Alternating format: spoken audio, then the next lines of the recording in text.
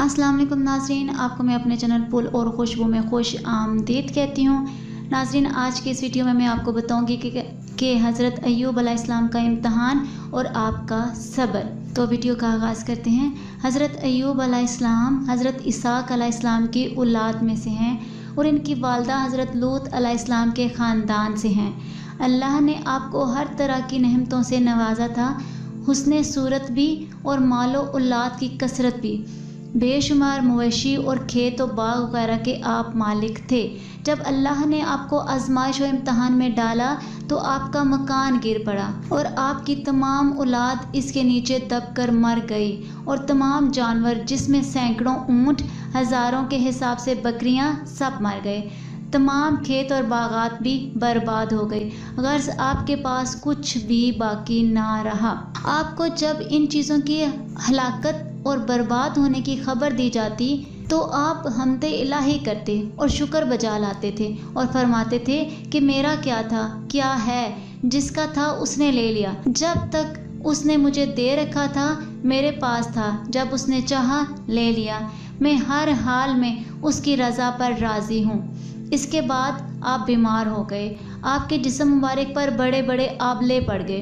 इस हाल में सब लोगों ने आपको छोड़ दिया, बस फ़कत आपकी बीवी, जिनका नाम रहमत बिनते इफ्राहिम था, जो हज़रत यूसुफ अलैहिस्सलाम की पोती थी, आपकी खिदमत करती थी। साल तक आपका यही हाल रहा।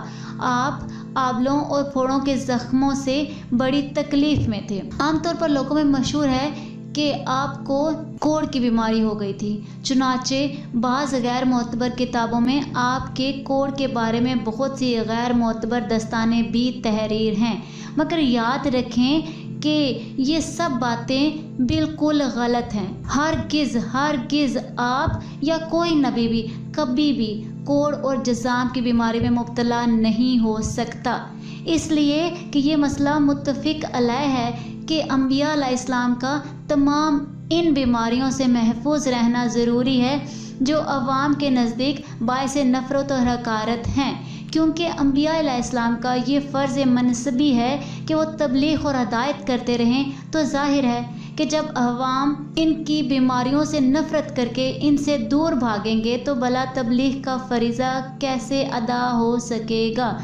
अलगर्ज़ हज़रत अय्यूब अलैहिस्सलाम हरगिज़ कभी कोढ़ और जज़ाम की बीमारी में मुब्तला नहीं हुए, बल्कि आपके बदन पर कुछ आबले और फोड़े फिंसियाँ निकल आई थीं, जिनसे आप बरसों तकलीफ़ और मुशक्क़त झेलते रहे और बराबर साबर और शाकर रहे।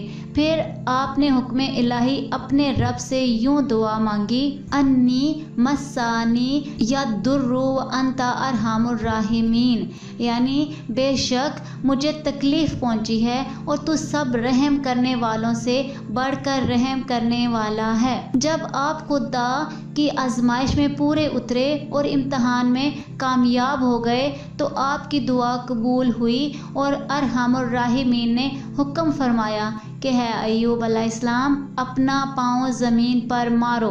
आपने ज़मीन पर पाँव मारा तो फ़ौरन एक चश्मा फूट पड़ा। हुक्म इलाही हुआ कि इस पानी से गुस्ल करो। चुनाचे आपने गुस्ल किया तो आपके बदन की तमाम बीमारियां दूर हो गईं। फिर आप 40 कदम दूर चले तो दोबारा ज़मीन पर कदम मारने का हुक्म हुआ और आपके कदम मारते ही एक चश्मा और नमूदार हो गया, जिसका पानी बेहद ठंडा, बहुत शीरी और नहायत लजीज था। आपने वो पानी पिया तो आपके बदन में नूर ही नूर पैदा हो गया और आपको आला दर्जे की सेहत और नवाजियत हासिल हो गई। अल्लाह ने आपकी तमाम औलाद को दोबारा जिंदा फरमा दिया और आपकी बीवी को दोबारा जवानी बख्शी, उनके कसीर औलाद हुई। फिर आपका तमाम हलाक शुदा माल और मवेशी, असबाब व सामान भी आपको मिल गया, बल्कि पहले जिस कदर माल और दौलत का खजाना था उससे कहीं ज्यादा मिल गया। इस बीमारी की हालत में एक दिन अपनी बीवी साहिबा को पुकारा तो वो बहुत देर करके हाजिर हुई। इस पर गुस्से में आकर आपने उनको 100 दुर्रे मारने की कसम खा ली थी। तो अल्लाह ने फरमाया कि है अय्यूब अलैहिस्सलाम, आप एक सेंकों की झाड़ू से एक मर्तबा अपनी बीवी को मार दीजिए। اس طرح آپ کی قسم پوری ہو جائے گی۔ چنانچہ اللہ نے قرآن مجید میں اس واقعے کو اس طرح فرمایا ہے، جس کا ترجمہ میں آپ کو بیان کرتی ہوں۔ ہم نے فرمایا زمین پر اپنا پاؤں مار، یہ ہے ٹھنڈا چشمہ نہانے اور پینے کو، اور ہم نے اسے اس کے گھر والے اور ان کے برابر والے عطا فرما دیے، اپنی رحمت کرنے اور عقل مندوں کی نصیحت کو، اور فرمایا کہ اپنے ہاتھ میں ایک جھاڑو لے کر اس سے مار دے اور قسم نہ توڑ، بے شک ہم نے اسے صابر پایا۔ کیا اچھا بندہ، بے شک وہ بہت رجوع لانے والا ہے۔ الغرض حضرت ایوب علیہ السلام اس امتحان میں پورے کامیاب ہو گئے اور اللہ نے ان کو اپنی نوازشوں اور عنایتوں سے ہر طرح سرفراز فرما دیا۔ قرآن مجید میں ان کی مدح خوانی فرما کر اواب کے لاجواب خطاب سے ان کے سر مبارک پر سر بلندی کا تاج رکھ دیا۔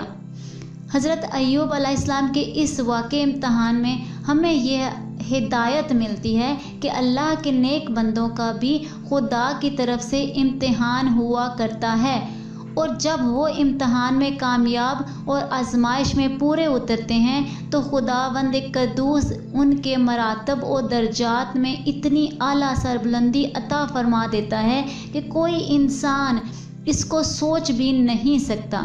اور اس واقعے سے یہ بھی سبق ملتا ہے کہ امتحان کی آزمائش کے وقت صبر کرنا اور خداوند عالم کی رضا پر راضی رہنا، اس کا پھل کتنا اچھا، کتنا میٹھا اور کس قدر لذیذ ہوتا ہے۔ ناظرین، آج کی اس ویڈیو میں اتنا ہی۔ آپ کو میری ویڈیو اچھی لگی ہے تو لائک اور شیئر کریں، اور اگر چینل پر نیو ہے تو سبسکرائب کر لیں، ساتھ والے بیل کے آئیکن پر کلک کر لیں تاکہ میری ہر آنے والی نئی ویڈیو کی اپڈیٹ آپ تک پہنچتی رہے۔ ملتے ہیں اگلی ویڈیو میں، تب تک کے لیے اللہ حافظ۔